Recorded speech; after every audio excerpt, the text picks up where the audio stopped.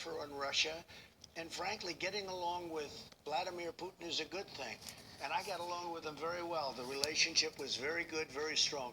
But they never encircled Ukraine, and they never, in Taiwan, China, they never sent warships all over the place like they're doing now. It looks very serious going on with Taiwan. And that's a long way away. That's 9,000 miles away. They're right next to it. That's like, it's like very close. So now something's going on with Taiwan. Something maybe is going on with Ukraine.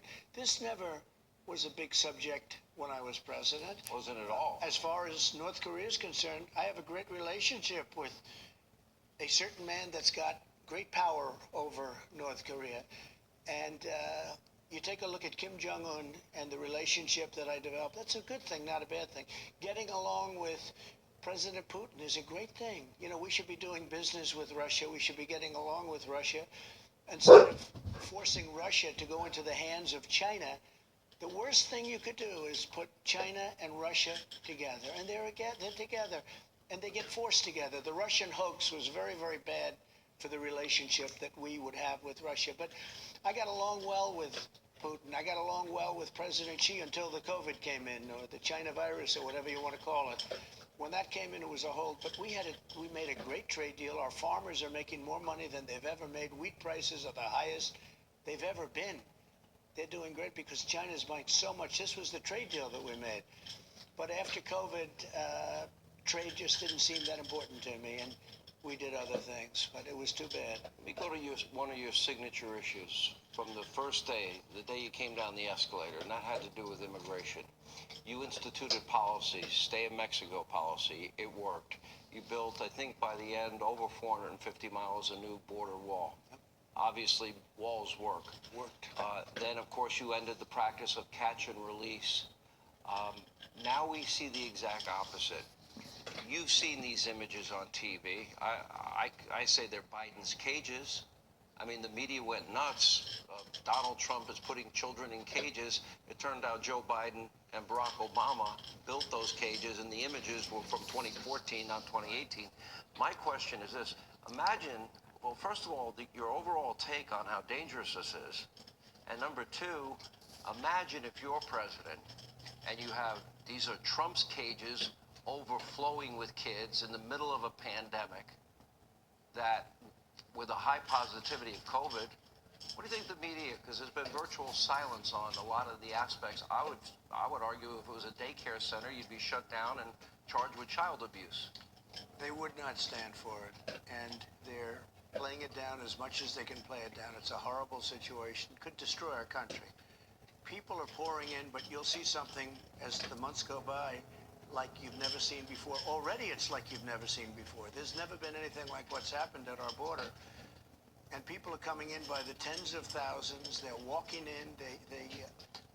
All he had to do was leave it alone. If he left it alone, we were setting record positive numbers, and people would have to come in legally. And you know, the other thing that people don't talk about, human trafficking and drugs. That's doubled, tripled, and quadrupled coming in because that's pouring in right now. Drugs are pouring in. We had it so tight. We were doing so well. All he had to do was leave it alone. Stay in Mexico was a big deal.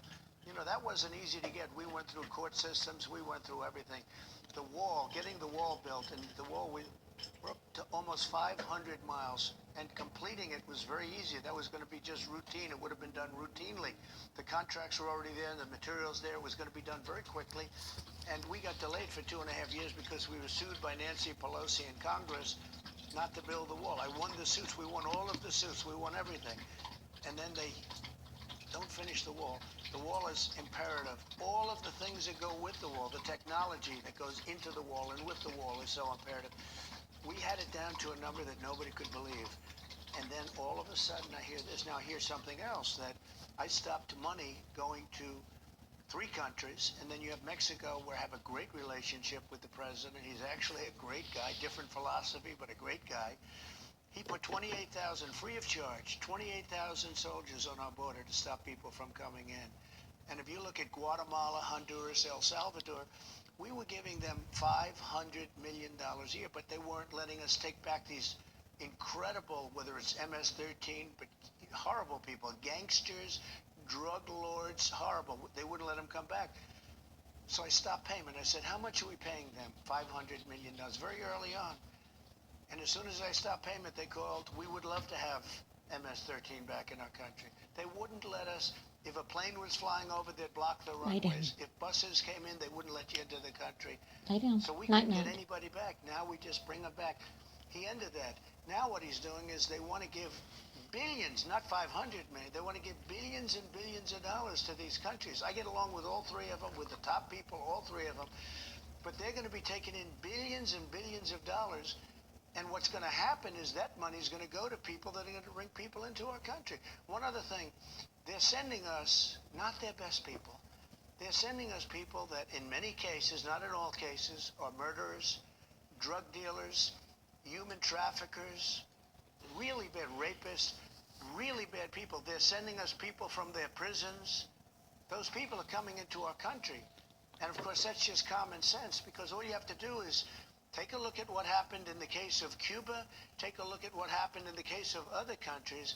But the three countries, you have really some unbelievably dangerous people coming into our country. They're not vetted. You talk about COVID, you talk about all of, that's one thing, but they're not vetted from a criminal standpoint. So we have murderers and rapists coming into our country, and they're just walking in. And just to finalize it, we have people from Yemen and the Middle East coming in. And they're coming in at numbers. Now, they can't come in through the airports. They can't get on a plane. And we had the policy, the ban. We had a ban, which was a great thing from very dangerous countries. They're ending the ban. They've already ended it. So that people can come in from dangerous countries. But if you take a look at what's happening with the Middle East, many people from the Middle East are coming in through our southern border alongside of Mexico. What they're doing is insane. They're going to destroy our country. Let me ask this. He's